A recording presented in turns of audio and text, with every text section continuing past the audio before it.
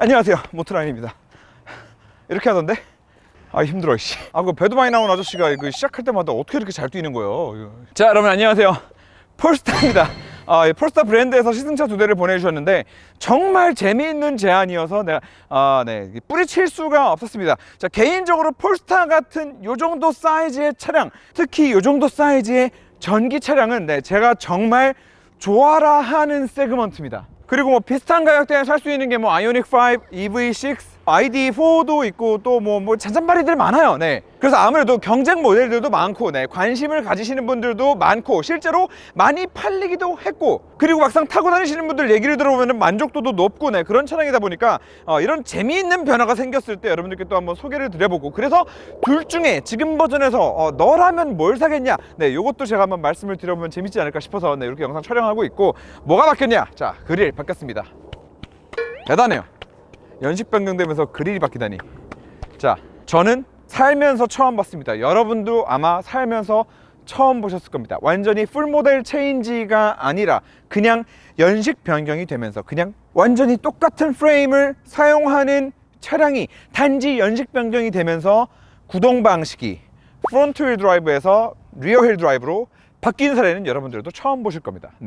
맞습니다. 지금 이 차량은 원래 이 폴스타2의 2륜 구동 모델은 전륜 기반으로 움직였습니다. 모터가 전륜에 하나만 들어갔어요. 자, 그런데 이번에 연식 변경이 되면서 마찬가지로 2륜 모델인데 앞에 있던 모터를 띄어내고 모터를 뒤에다 갖다 박아서 얘는 똑같이 2륜 구동 모델이지만 후륜 구동이 됐습니다. 그러면서 뭐 가격도 뭐 조금 인상이 되고 주행거리 조금 늘었어요. 뭐 이런저런 말들이 많은데 중요한 건 지금 요 23년형 모델 아직 프론트 휠 드라이브를 사용하는 폴스타2 같은 경우에는 이제 연식 변경 모델이 나왔다 보니까 지금 할인을 듬뿍 한다는 거죠. 보조금 받기 전에 일단 기본적으로 한 15% 할인을 때리고 시작을 하다 보니까 15% 할인 때리고 보조금 받고 또 뭐 기타 등등 하고 나면은 옵션 어느 정도 넣고 나서 지금 4천 중반대 가격이 나와요. 자, 그럼 4천 중반이면은 아이오닉 5, 뭐 EV6, 경쟁 모델들이 정말 많은데 과연 그 경쟁 모델들에 비해서 어떤 우위를 가지고 있는지 혹은 어떤 단점을 가지고 있는지, 그리고 이 두 모델 RWD 모델과 FWD 모델은 과연 실질적으로 우리가 도로를 운행을 하면서 어떤 차이점들이 있는지 한번 보도록 하겠습니다. 뭐부터 타볼까? 얘부터 시장부터 이거부터 타볼게요.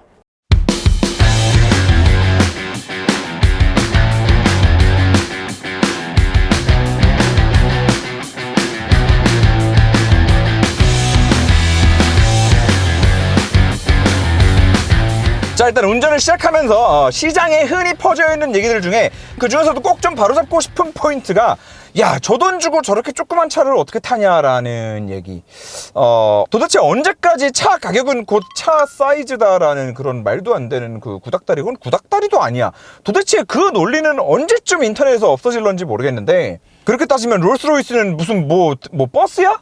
롤스로이스가 5억 10억이라고 해가지고 차 사이즈가 10배 20배 되는 건 아니잖아요. 그러니까 제발 좀 저 돈 주고 저 차를 어떻게 사냐 뭐 이런 말은 일단 좀 일단 듣지도 마세요. 이게 살 생각도 없는 애들이 하는 말이야. 자, 다만 같은 돈 주고 살 수 있는 지금 경쟁 모델들 있죠. 경쟁 모델들 대비해서 트렁크 사이즈 좁은 거 맞습니다. 뒷자리 좁은 거 많아요. 뒷자리에 사람 탈 일 많다거나 트렁크에 짐 실을 일 많다라고 하면은 이 차들은 걸으시는 게 맞습니다. 이렇게 말해도 되나? 아니, 맞잖아. 그럼 걸러야. 지금 트렁크에 뭐 짐 실을 게 많은데 그럼 나 이 차를 사라 그래? 자, 그런데 한번 생각을 해보면 생각보다 뒷자리에 사람 태우고 다니지 않는 차량들, 도대체 트렁크를 연 게 언제였는지 기억이 안 나는 그런 쓰임새의 차량들이 분명히 있습니다. 집에 패밀리카가 만약에 한 대 있는데, 그리고 예를 들어서 꼭 데일리로 한 대만 타는 상황이 아니더라도 집에 패밀리카가 한 대 있어. 뭐 큰 차나 세단이나 뭐가 한 대 있어. 근데 그냥 집에서 마실용으로 애들 뭐 학원 뭐 등하교 시키고 뭐 등하원 시키고 하는 용도로, 그도 아니라면 나는 뭐 꼭 그런 것까지는 아닌데 진짜로 나는 차를 탈 일이 별로 없이 그냥 가끔씩 타, 정말 가끔 타, 동네 다닐 때 타 라고 하시는 분들이 생각보다 많단 말입니다. 자, 그런 분들은 굳이 요 가격대에 뒷자리나 트렁크 공간까지 확보되어 있는 그런 차들에 집착하실 필요가 없다는 거예요. 왜냐? 반대급부가 있거든. 얘는 뒷자리가 좀 더 좋고 트렁크가 좀 더 좁은 대신에 다른 장점들을 이 가격대에 있는 다른 경쟁 모델들 대비해서 또 많이 가지고 있거든요. 그래서 지난번에도 말씀드렸던 그런 장점들에 대해서 한 번만 좀 더 말씀을 드리자면, 진짜 이런 아주 작은 요철들, 이런 맨홀 하나만 밟고 넘어도 정말 바로 느낄 수 있는 부분, 그냥 딱딱하고 하드한 느낌이 아니라 정말 견고한 느낌이 있어요. 제가 흔히 뭐 M2 같은 이런 좀 작은 사이즈의 펀카드를 탈 때나 좀 하는 말이긴 한데, 이 조그만 차가 진짜 한 덩어리가 돼가지고 움직여주는 그 견고한 느낌이 있거든요. 얘가 그 견고한 느낌을 가지고 있습니다. 그리고 이 견고한 느낌은 뭐 요 비슷한 사이즈의 전기차들이라고 해가지고 무조건 다 가지고 있는 게 아니에요, 이거는. 그리고 이렇게 전체 샤시 자체가 진짜 한 덩어리감이 있는 이 견고한 느낌을 만들어 주면서도 승차감이 부드러워야 될 때, 먹어줄 때를 먹어줘야 될 때 훨씬 더 또 고급스럽습니다, 이 GMP들에 비한다면. 그리고 뭐 볼보 폴스타 계열을 리뷰할 때마다 빠지지 않고 말씀드릴 수밖에 없는 엄청난 장점은 시트. 이거는 이게 지금 폴스타에서 온 차여가지고 드리는 말씀이 아니라, 제가 지금까지 리뷰했던 모든 볼보 차량, 폴스타 차량에서 진짜 빠지지 않고 말씀드리는 거예요. 그리고 차를 많이 타보신 분들 중에서도 이 볼보의 시트를 까는 사람은 저는 본 적이 없습니다. 그래서 이 또한 공간 얘기로 좀 살짝 넘어오면, 폴스타가 또 이 뒷자리랑 트렁크 좁은 거 말고도 이 앞쪽 좁다고들 말씀들 많이 하시잖아요. 근데 물론 앞쪽은 시각적으로 좀 유독 더 좁아 보이는 건 있기는 해요. 이게 요 센터 콘솔이 이렇게 사선으로 위로 가로지르잖아요. 사실상 이 안쪽은 다리 공간이 이렇게 안쪽으로 파여 있거든요. 요 안쪽으로 다리 공간이 이렇게 파여 있기 때문에, 그래서 보이는 것과는 달리 앉았을 때 전혀 불편함이 없다. 근데 그거를 뛰어넘어서 저는 여기 허벌판으로 넓은 대신에 시트 불편한 차 앉는 것보다는 여기가 조금 더 뭐 시각적으로 좁아지더라도 저는 시트가 편안한 차량이 훨씬 더 좋습니다. 하지만 이런 분들이 있을 수 있어요. 야, 난 몸으로 느끼는 건 상관없어, 나는 무조건 시각적으로 빵 튀어 있어야 나는 그게 편해, 나는 그게 심리적으로 편해. 당연히 그럴 수 있는 거예요. 그리고 그런 분들한테는 분명히 말씀드리는데, 답답함을 느낄 수 있을 정도로 또 좁긴 좁다. 굉장히 쪼여있는 느낌을 만들어 주는 건 사실이다. 근데 이 쪼여있는 느낌이 마치 막 모닝이나 캐스퍼를 탔을 때 실제로 너무 좁아가지고 몸이 부대껴서 힘든 그런 거랑은 다른 차원이고. 자, 그리고 또 이 폴스타2 전기차다 보니까 빠질 수 없이 말씀드려야 되는 거는 주행 가는 거리겠죠. 환경부 인증은 원래 그렇기 때문에 환경부 인증은 일단 패스하시고요. 저희 속초TV 데이터 기준으로 요 후륜구동을 가지고는 아직 테스트를 못 해봤지만, 지난번에 이제 전륜구동을 가지고 테스트를 했을 때 400km를 주행하고 남아있는 주행 가는 거리가 50km였습니다. 그래서 속초TV 스코어로 455km를 주행을 했는데, 장거리를 많이 타시기에는 충전 속도라는 허들이 있기 때문에, 왜냐면 얘가 뭐 800V 시스템을 쓰는 전기차는 아니니까요. 장거리를 자주 다니신다라고 하면은 조금 불편함이 있으실 수 있겠으나, 그냥 일상 시내 주행을 한다라고 생각했을 때는 승차감, 확실히 퍼포먼스 패키지 그 올린지 서스펜션이 들어가 있던 그 모델보다는 시내 주행에서는 그냥 이게 맞죠.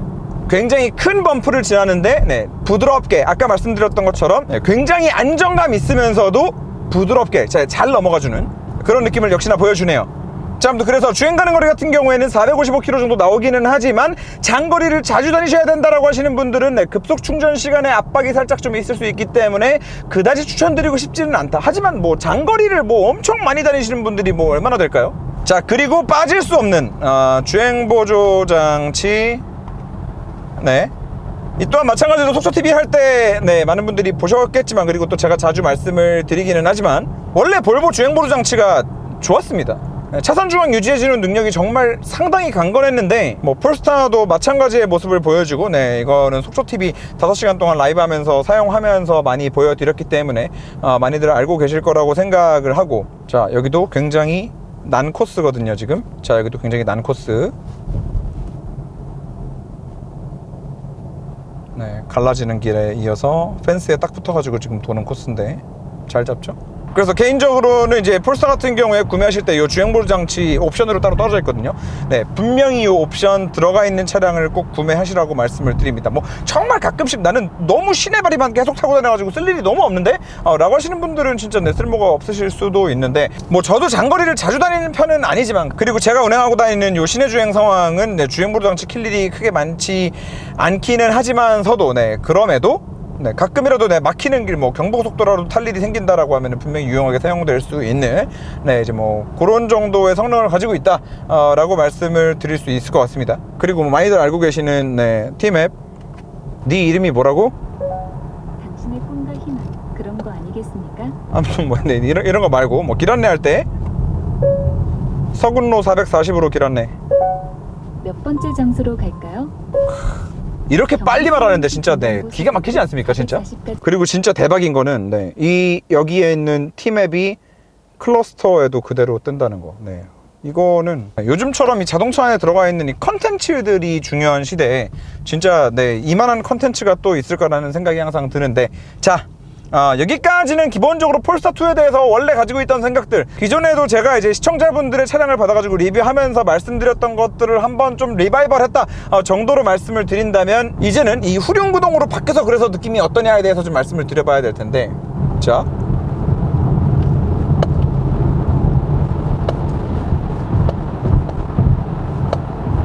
분명히 가속할 때 힘은 더 좋아졌어요. 그런데 그 힘이 더 좋아진 느낌이 뭐 이전에 너무 답답했는데 이제는 괜찮아졌어는 아니고, 이전에도 사실 네 뭐 전기차에 200마력 이상이면 사실 그거 다 쓰고 다닐 일이 없거든요. 내연기관 200마력이랑은 차원이 다르기 때문에 전기차들은 하다못해 레이 전기차도 답답함 없이 타고 다닐 수 있으니까 네, 그러다 보니까 뭐 출력이 이전보다 개선되어서 너무 좋다라는 느낌보다는 그냥 후륜구동으로 오면서 출력이 조금 더 늘어서 그냥 필요할 때 조금 더 빠른 가속감을 느낄 수 있다 정도로 말씀드릴 수 있을 것 같고, 한 가지 재미있는 거는 가속하면서 조향을 했을 때 원래 싱글모터 저 FWD 모델 같은 경우에는 그리고 지금 이게 꼭 가속을 하면서 조향을 할 때가 아니더라도 후륜구동 된 다음에 뭔가 좀 더 굼떠진 느낌이 있는데, 전체적으로 반응이 그 스티어링 휠의 반응이 승차감은 사실 차이를 못 느꼈거든요. 네, 분명히 가속력은 더 좋아졌지만 이 앞차축에 있던 모터가 뒷차축으로 옮겨지면서, 그러니까 RWD가 되면서 이 고속으로 달릴 때 스티어링 휠의 민첩성은 더 떨어진 것 같은 느낌이에요. 뭔가 아래서 꽉 누가 붙들어 매고 막 잘 못 움직이게 이렇게 막 잡고 있는 것 같은데, 그런 느낌이 좀 드는데, 지금 요쯤 타보고 바로 네 다시 요 전 모델 네 FWD로 좀 네 바꿔 타보는 걸로 하겠습니다. 지금 요런 데서도 그냥 한쪽 방향으로 쭉 감고 나갈 때 이런 안정성이나 승차감이나 이런 것들은 이전의 느낌 그대로 되게 그 좋은 느낌을 가지고 있는데, 뭔가 고속으로 달리면서 탁 차를 급격하게 움직였을 때 하체의 반응이 굉장히 많이 둔해지고 무거워지는 느낌이에요. 일단 빨리 바꿔 타볼게요. 자, FWD 확실히 가속 펀치력은 RWD에 비해서 떨어지기는 하지만, 네, 뭐 이 이상의 가속력이 사실 뭐가 필요 있을까 싶은데 그게 문제가 아니라, 자 스티어링 휠의 반응이 그래 다르네. 왜 다르지 근데? 자, 정말 확실히 다른 느낌인데, 이렇게 코너를 감다가 안쪽으로 한 번 더 말려 들어갈 때, 이럴 때 예를 들면 이럴 때 느낌이 완전 달라요. 지금도 오른쪽으로 쭉 감다가 한 번 더 치고 옆으로 넘어갔을 때, 네. 지금 이런 상황에도 지금 이렇게 어느 정도 속도가 붙어 있는 상황에 스티어링 휠을 좌우로 까딱까딱 해본다 하더라도, 물론 기본적으로 이 모델들 자체가 그 올린지 서스펜션 들어가는 퍼포먼스 패키지가 들어가는 게 아니고서야 굉장히 안락하고 컴포트한 세팅을 지향하고 있기 때문에 당연히 뭐 엄청 칼 같은 느낌을 바라는 거는 아니죠. 자, 하지만 그럼에도 분명한 차이점이 느껴지는 거는, 이 FWD 같은 경우에는 지금 이렇게 한번 딱딱 왔다 갔다 하면은 느리긴 하지만 뭔가 순서대로 따라와주는 느낌이라고 하면은, RWD는 뭔가 스텝이 한번 꼬이는 느낌이에요. 그래서 뭐 정확하게 왜 이런 차이가 만들어졌는지는 모르겠고, 그리고 지금 이거는 듀얼 모터 모델에서도 느껴지지 않았던 부분인데, 그래서 오히려 출력은 좀 빠지지만, 네, 오히려 이 FWD 모델이 저는 네, 이 고속에서의 핸들링 할 때 안정감이 훨씬 더 있다라고 느껴지는 부분이 좀 있습니다. 이게 단지 앞쪽에 모터가 하나 있고 없고에 따라서 앞쪽이 그만큼 무게를 지탱해주는, 왜 우리가 아우디 무게 배분 안 좋다고 까면 안 된다고 제가 맨날 말씀을 드리는 게, 그 아우디가 고속 안정성이 굉장히 좋거든요. 모르겠어요, 이게 지금 뭐 비슷한 맥락인지는 모르겠는데, 오히려 네, 얘가 이 일상 실주행 영역에서의 고속에서의 스티어링이 들어갔을 때 안정감이 저는 훨씬 더 네, 좋게 느껴지네요. 신기하네. 그리고 이거는 이제 RWD랑은 별개의 얘기로, 지난번 폴스타2 듀얼 모터를 시승하면서도 제가 그런 말씀을 드렸어요. 그게 벌써 1년이 넘은 얘기인데, 그 1년 전에 제가 듀얼 모터 퍼포먼스 패키지까지 다 들어간 모델 시승하면서 야, 이 퍼포먼스 패키지는 좀 아니다, 그리고 듀얼 모터도 좀 아니다, 얘는 전륜구동 모델이 굉장히 좀 매력이 있겠다, 나 같으면 전륜구동 모델을 사겠다 라고 말씀을 드렸었는데, 여전히 제가 그때 말씀드렸던 게 틀리지 않았구나 라는 생각이 일단은 듭니다. 뭐 꼭 eGMP 플랫폼이 아니더라도 요 가격대에 많은 전기차들이 일용구동으로 만들면서 차를 다 후륜구동을 만들어 놓거든요. eGMP 플랫폼들도 다 마찬가지고요. 근데 저는 개인적으로 좀 마음에 안 드는 부분이에요. 왜 후륜구동이어야 되는데? 앞에도 모터 들어가고, 앞에 들어가는 모터도 사실 출력이 괜찮잖아. 물론 지금 얘도 RWD로 바뀌면서 주행 가는 거리가 좀 늘었거든요. 배터리 사이즈는 동일하고 배터리 출력도 더 올라갔는데, 모터 출력은 또 거꾸로 올라갔는데 주행 가는 거리가 늘어났단 말이에요. 그 말은 오히려 뒤쪽에 조금 더 큰 모터를 집어넣었을 때 이 무게를 밀고 다니기에 효율이 더 최적의 구간이 나오는 게 아닐까? 말하는 뭐 그런 생각이 들기는 하지만서도, 그냥 일상 영역에서 편하게 주행을 하고 다니고, 이제 우리나라 같은 날씨에 겨울철에도 좀 편하게 운전을 하고 그렇게 하고 다니기에는 사실 저는 전륜이 더 맞다라는 생각을 하거든요. 네, 그런데 도대체 왜 후륜으로 바꾼 거지? 네, 그리고 지금 이 폴스타 FWD, 네, 2륜 전륜 모델을 타보면서 또 다시 한번 느껴본다 하더라도, 네, 역시나 요 차급에서 아예 뭐 고성능으로 4륜구동이 갈 게 아닌 이상은, 네, 전륜구동이 굉장히 잘 어울린다. 네. 이게 뭐 후륜구동이라고 해가지고 무슨 뭐 ID4, 아이오닉5 뭐 이런 차 가지고 뭐 우리가 무슨 막 고속 막 스포츠 주행 막 이러면서 무슨 뭐 드리프트 하고 다닐 거 아니잖아요. 그래서 한때는 뭐 아이오닉5 같은 차량들을 보면서, 와, 이제 국산차에서도 이런 롱휠 베이스의 후륜구동의 맛을 느껴볼 수 있구나 라는 말씀도 드리면서, 뭐 또 그건 그거대로 또 나름대로 매력이 있다라고 생각을 하기도 했었는데, 완전히 이제 실영역 구간으로 넘어와가지고 좀 계속 타보다 보면서 드는 생각은, 어차피 뭐 엄청 럭셔리한 주행을 포커스로 만든 차들이 아닌데 조금 더 실용적인 부분들까지 생각을 한다면 그냥, 네, 전륜축의 모터가 있는 게 좋지 않나라는 생각이 듭니다. 자, 그런데 여기서 최종적으로 이제 중요한 거는 가격인데, 예전에 ID4도 그래요. 뭐 ID4가 만약에 뭐 7천만 원이래, 실구매가 뭐 8천이래, 그러면 그 차를 어떻게 올해의 차라고 얘기했겠어요? 같은 급의 국산 전기차들보다도 더 싸게 살 수 있는 가격에 그런 성능을 보여준다, 그런 승차감을 보여준다, 그런 주행 보조 장치에 그런 헤드라이트를 가지고 있어?